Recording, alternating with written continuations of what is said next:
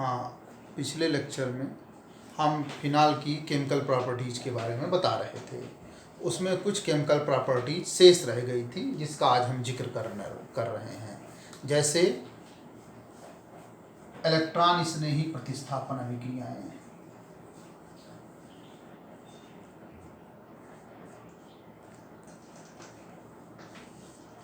Electron स्नेही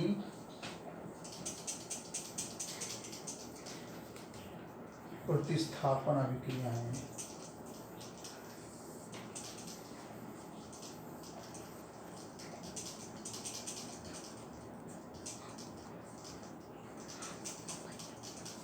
प्रतिस्थापन अभिक्रियाएं। अब इसमें जो है हम जिक्र करेंगे हाइड्रोजनीकरण का।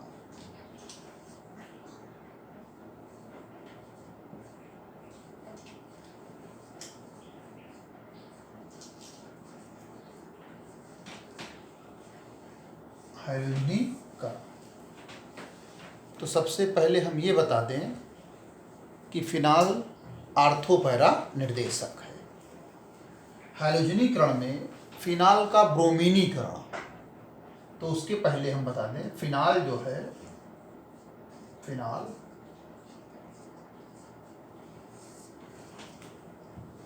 आर्थोपैरा निर्देशक है।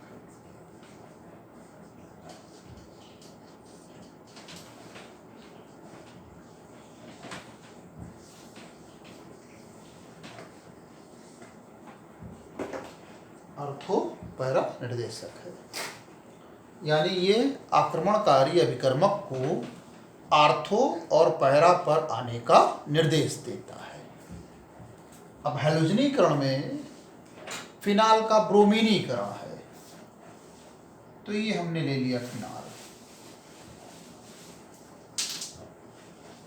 ये ले लिया फिनाल। और हैलोजनीकरण में ब्रोमीनीकरण, तो जब इसकी ब्रोमीन जल से अभिक्रिया कराई जाती है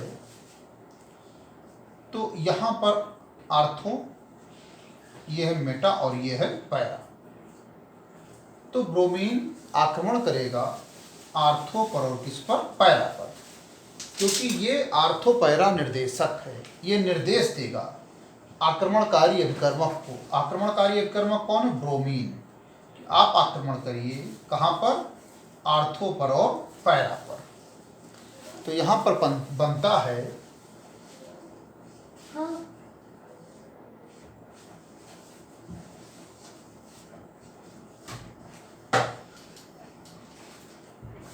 ट्राइब्रोमोफिनाल।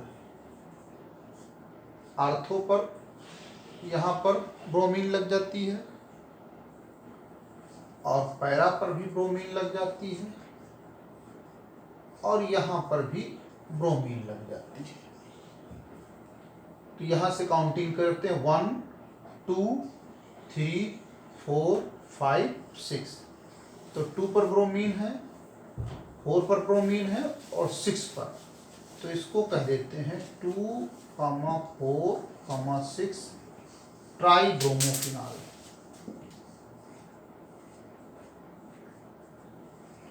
ट्राइब्रोमोफिनाल, इसका व्हाइट प्रेसिपिटेट, सफेद अवक्षेप प्राप्त होता है। Phenol reacts with bromine water gives 2,4,6 tribromophenol. अब अगर ये जो जल है ये आपका ध्रुवीय विलायक है, पोलर सॉल्वेंट है। अगर इसके स्थान पर नॉन पोलर सॉल्वेंट ले लिया जाए, अध्रुवीय विलायक, जैसे कार्बन डाइसल्फाइड या कार्बन टेट्राक्लोराइड, तो क्या प्राप्त होगा?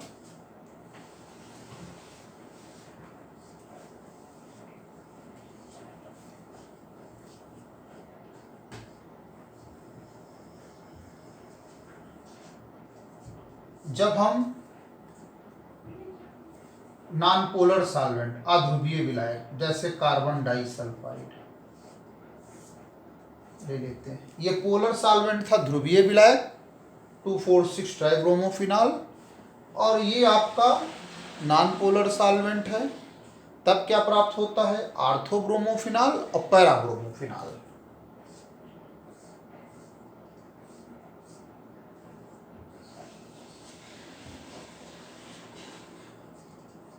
ये आर्थो पर लग गया बी आर, और बी आर ने किसको हटाया?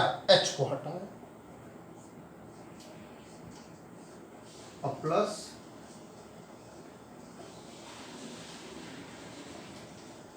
पैरा पर ब्रोमीन लग जाएगी यहां पर, तो आर्थोब्रोमोफिनॉल और पैराब्रोमोफिनॉल। ओ फॉर आर्थो ब्रोमोफिनॉल, और ये पैराब्रोमोफिनॉल।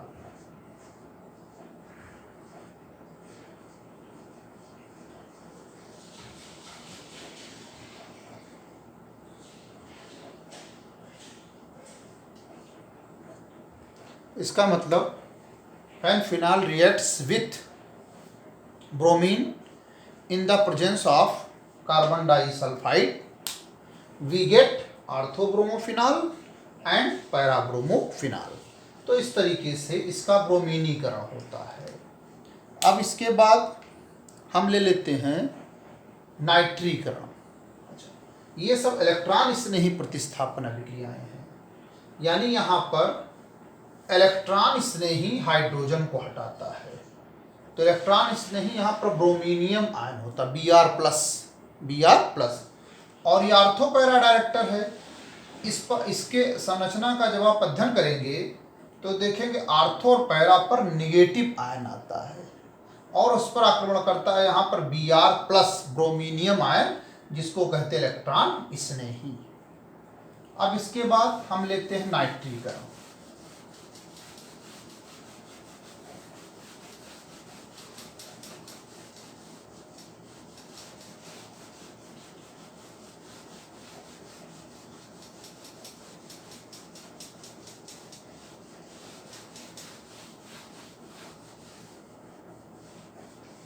नाइट्रेशन,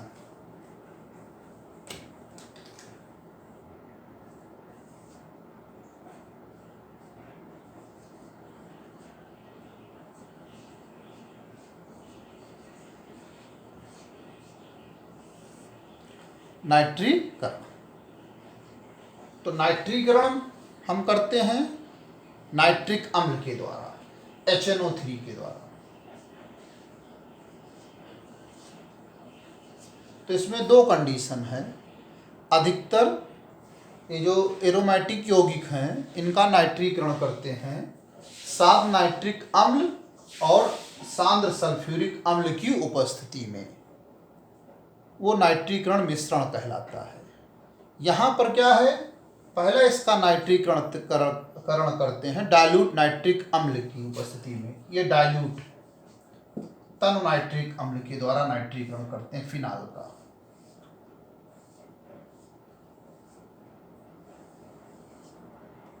ये फिनाल, ये हम बता चुके हैं, ये आर्थोपैरा निर्देशक है। ये निर्देश देता है किसको? आक्रमणकारी अभिकर्मक को, अटैकिंग रिएजेंट को, कि आप आक्रमण करिए आर्थो पर और कहां पर? पैरा पर। इलेक्ट्रॉन इसमें रहता NO2+ nitronium ion, NO2+ nitronium ion, ये इलेक्ट्रॉन इसमें ही रहता है, और ये आक्रमण करता है आर्थो और पैरा पर।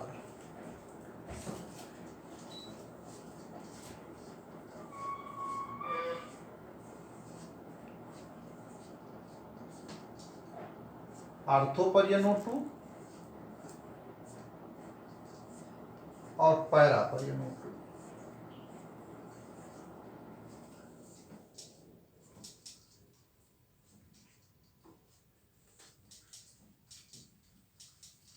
ये आपका आर्थो नाइट्रोफिनॉल, ये पैरा नाइट्रोफिनॉल।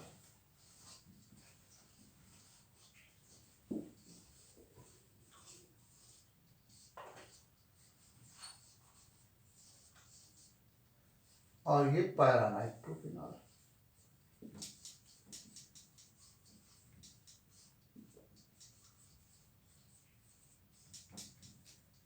इसका मतलब when phenol reacts with dilute nitric acid gives orthonitrophenol and paranitrophenol। अब इसके बाद अगर हम यहाँ पर कंसंट्रेट नाइट्रिक एसिड ले लें, यहाँ पर क्या ले लें, कंसंट्रेट,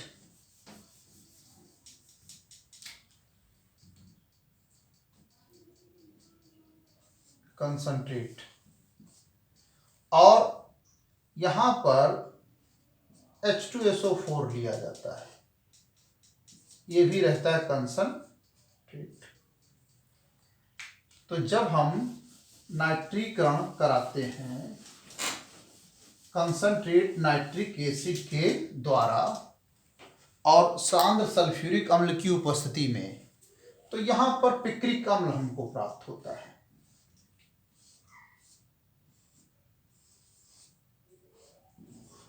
OH है, या आप कह सकते हो 2,4,6 ट्राई नाइट्रोफिनॉल।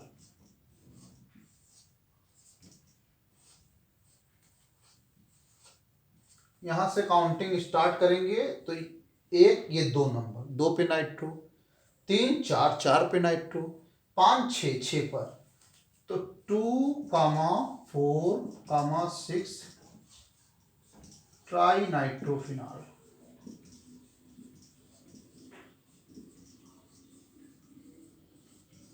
इसी को पिक्रिक एसिड कहते हैं।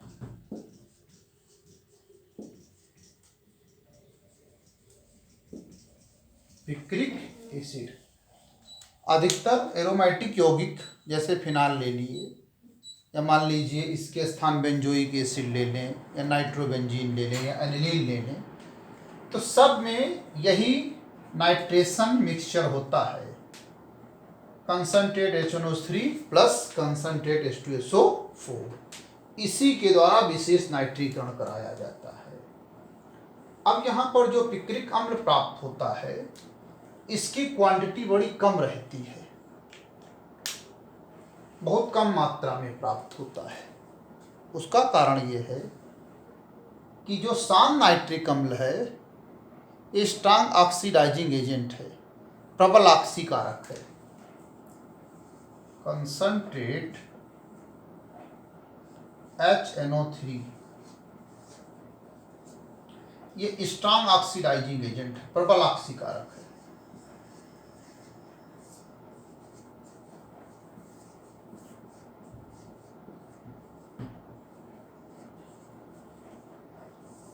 प्रबल ऑक्सीकारक है, तो ये फिनाल की कुछ मात्रा को ऑक्सीकृत कर देता है।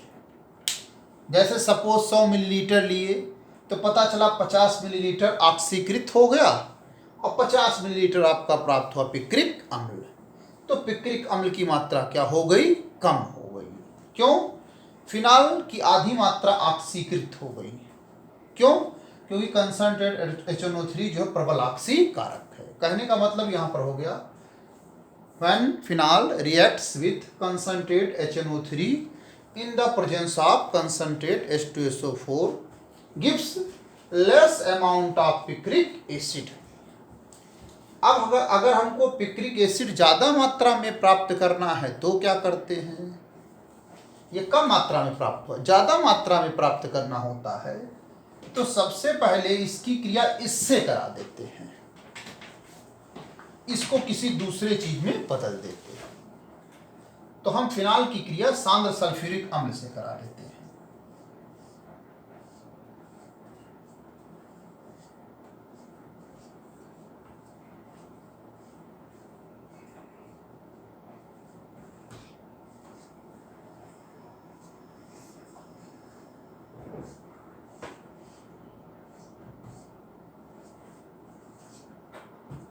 कुछ चीजें लिखी नहीं जाती हैं, जैसे यहाँ NO2, तो यहाँ एक O और यहाँ एक H और यहाँ से एक H, H2O निकल गया, और यहाँ भी H2O निकल गया, यहाँ भी H2O निकल गया। तो वो चीज़ें जैसे लिखनी हो तो हमने ये लिख दिया 3 और प्लस हमने लिख दिया 3H2O। अब हम इसका पहले कर देते हैं सल्फोनेशन सल्फ्यूरिक अम्ल के द्वारा। OH आर्थो पर आक्रमण करेगा, कहां पर? पैरा पर। तो ये इसमें से आक्रमणकारी अभिकर्मक होता SO3H। SO3H यही इलेक्ट्रॉन इसमें ही होता है। इसमें से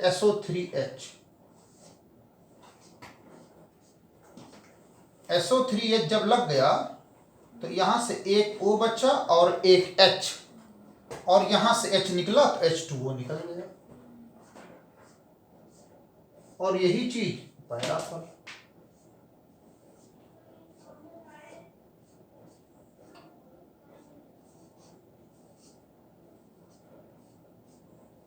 ये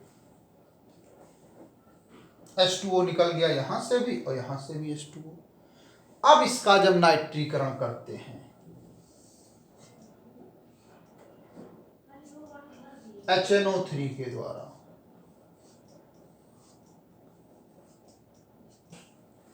तब पिक्रिक अम्ल ज्यादा मात्रा में प्राप्त होता है।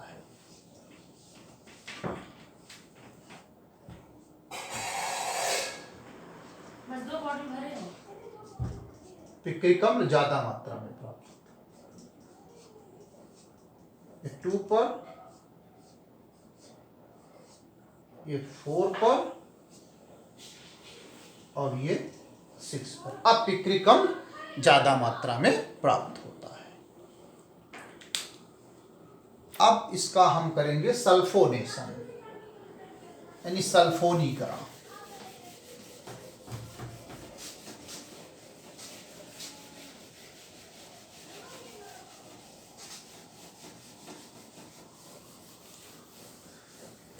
सल्फोनीकरण करेंगे सल्फ्यूरिक अम्ल के द्वारा।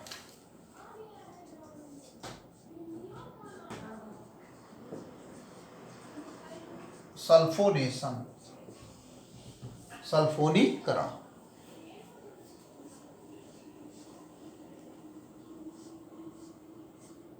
तो ये है फिनाल। सल्फोनीकरण करते हैं सल्फ्यूरिक अम्ल के द्वारा H2SO4।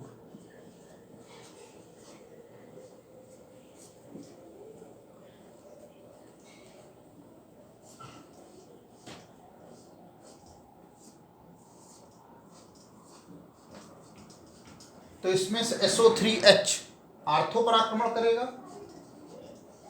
SO3H तो SO3H तो एक H बचा, एक O और एक H यहां से निकल गया H2O।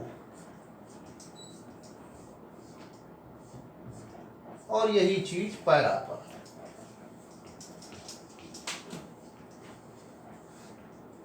Plus H2O। ये मिनिमम टेम्परेचर निम्न ताप पर, वो उच्च ताप पर।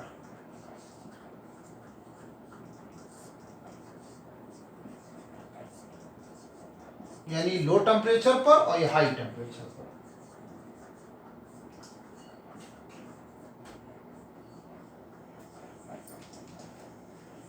ये आर्थोफिनाल सल्फोनिक अम्ल, ये पैराफिनाल सल्फोनिक अम्ल।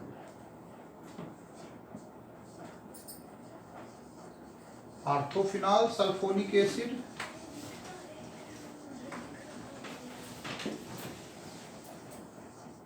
और ये पैराफिनाल सल्फोनिक एसिड।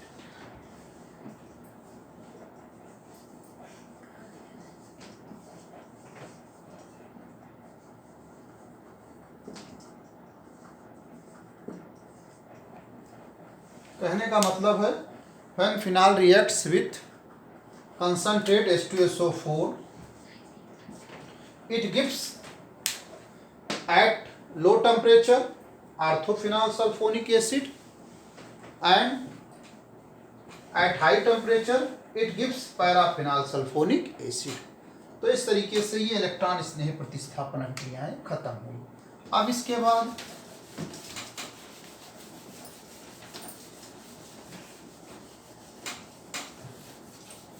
अगली रिएक्शन इसकी इंपॉर्टेंट फॉर्मल्डिहाइड के साथ किया।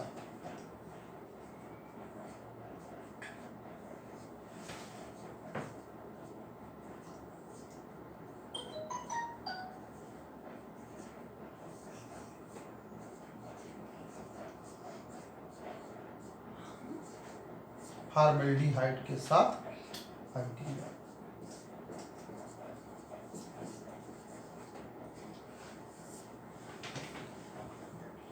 ये इंपॉर्टेंट अभिक्रिया है। जैसे ये है फिनाल,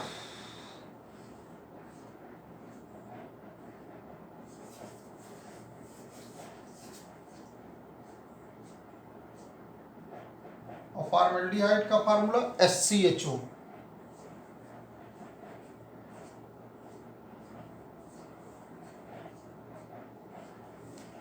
ये फिनाल, ये फॉर्मेल्डिहाइड।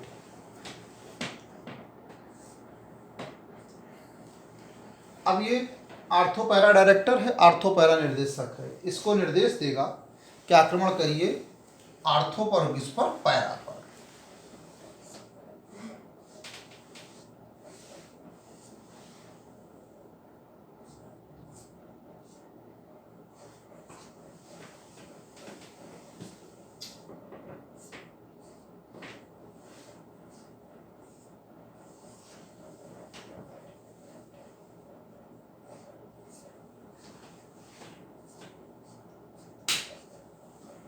अब यहां पर देखिए, यहां पर होता क्या है,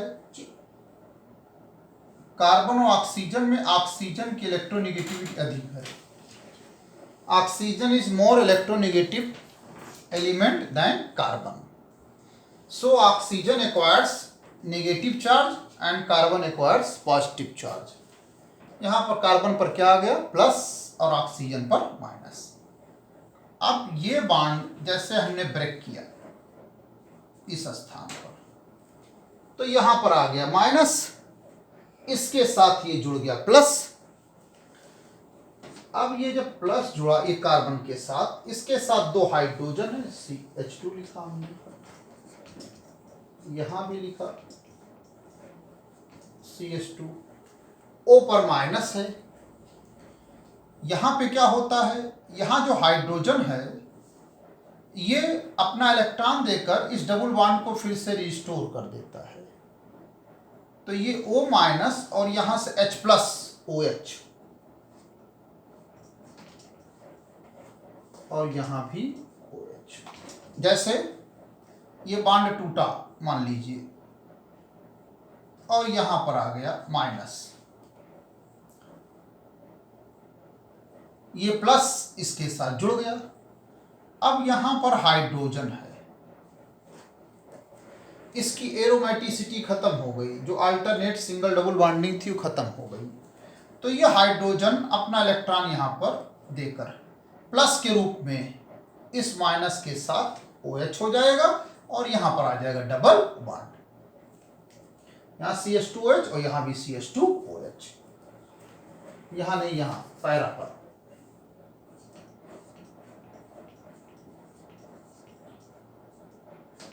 यही चीज यहां भी, ये आपका ये बेंजिल अल्कोहल होता है, ये benzyl alcohol, ortho hydroxy benzyl alcohol और para hydroxy benzyl alcohol. Ortho hydroxy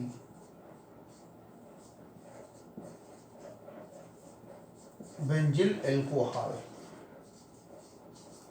और ये पैरा हाइड्रॉक्सी बेंजिल अल्कोहल।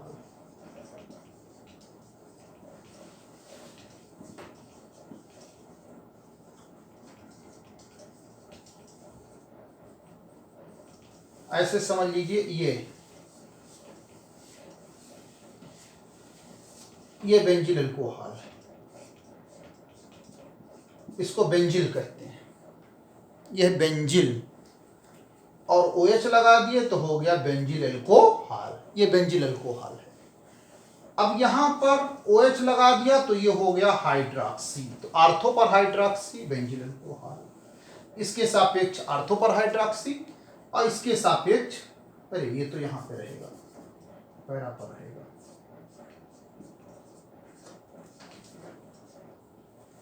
इसके सापेक्ष ये पैरा पर, तो आर्थो हाइड्रॉक्सी बेंजिल अल्कोहल, ये पैरा हाइड्रॉक्सी बेंजिल अल्कोहल। अब इसके बाद जब इसका बहुलकीकरण करते हैं तब हमको नोवोलैक प्राप्त होता है। रैखिक बहुलक नोवोलैक। जब हम इसका बहुलकीकरण करते हैं, किसका, आर्थो हाइड्रॉक्सी बेंजील अल्कोहल, इसका बहुलकीकरण करते तो हमको प्राप्त होता है नोवोलैक, रेखिक बहुलक। तो बहुलकीकरण का मतलब इसके बहुत से अणु लेते हैं। तो जैसे हम दो अणुओं के माध्यम से दिखाते हैं।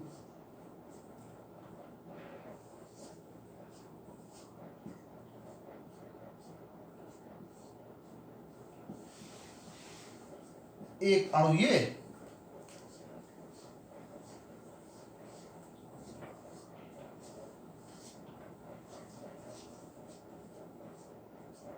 और दूसरा अणु ये, आर्थो हाइड्रॉक्सी बेंजील अल्कोहल, इसका बहुलकीकरण करते हैं। यहां से H2O का निष्कासन हो जाता है। H2O का जब निष्कासन हो जाता है,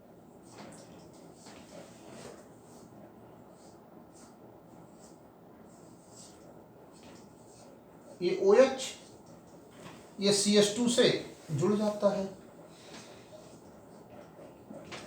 ये CH2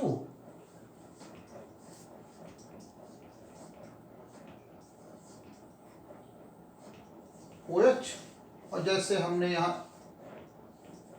CH2OH लिखा, ये हुआ।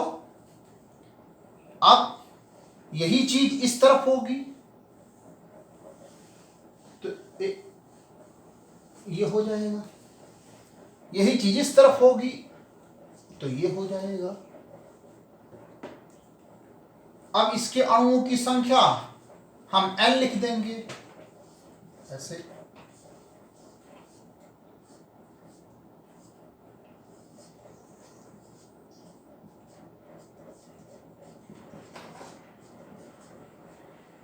यानी कई अणु।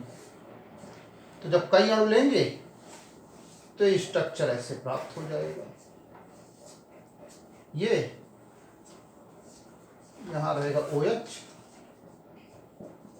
यहां रहेगा CH2,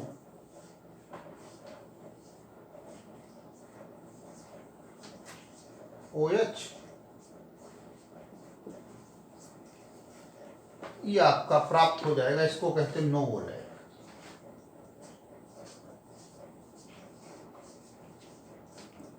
ये लीनियर पॉलीमर है, रेखीय बहुलक। तो when we polymerise ortho hydroxy benzyl alcohol we get novolac. Novolac linear polymer, रेखीय बहुलक।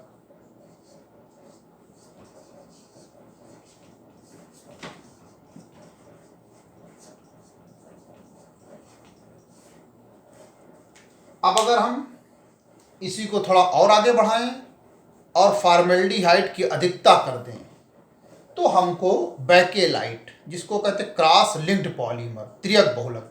जैसे ये लीनियर पॉलीमर एक रेखा में है, अब वो क्रॉस लिंक में क्या रहेगा, दो उंगलियां रहेंगी दोनों के बीच में ऐसे, ये रहेगा आपका बैकेलाइट। वो क्रॉस लिंक्ड पॉलीमर वो बनने जा रहा है। कब, जब ये नोवोलैक लेंगे और फॉर्मेल्डिहाइड की अधिकता कर देंगे।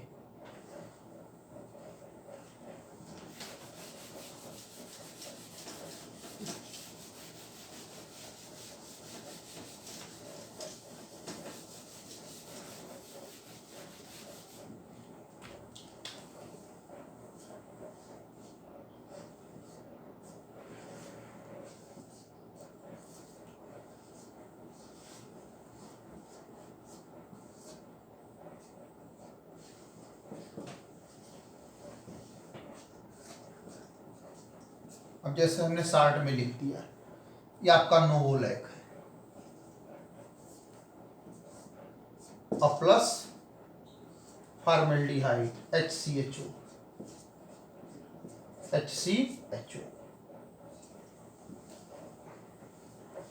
अब ये CH2OH यहां पर लग जाएगा पैरा पोजीशन पर। पैरा पोजीशन पर जब लगेगा तो ये कंडीशन होगी।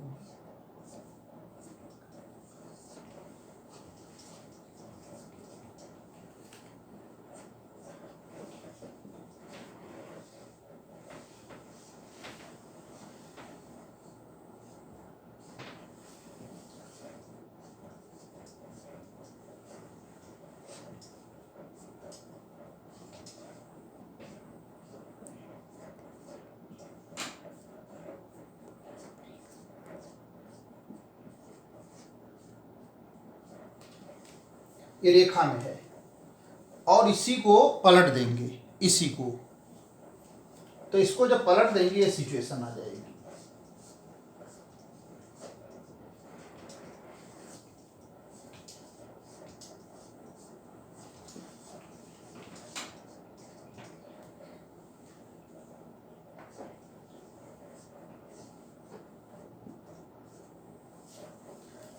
यहाँ पर H और यहाँ पे H, ये ऐसे निकल जाएगा H2O, और यहाँ से भी ऐसे H2O निकल जाएगा। जब H2O निकल जाएगा तो ये जो है इससे ऐसे जुड़ जाएगा, CH2, और यहाँ से भी निकल जाएगा तो CH2।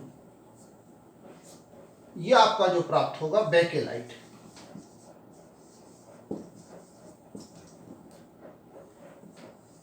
ऐसे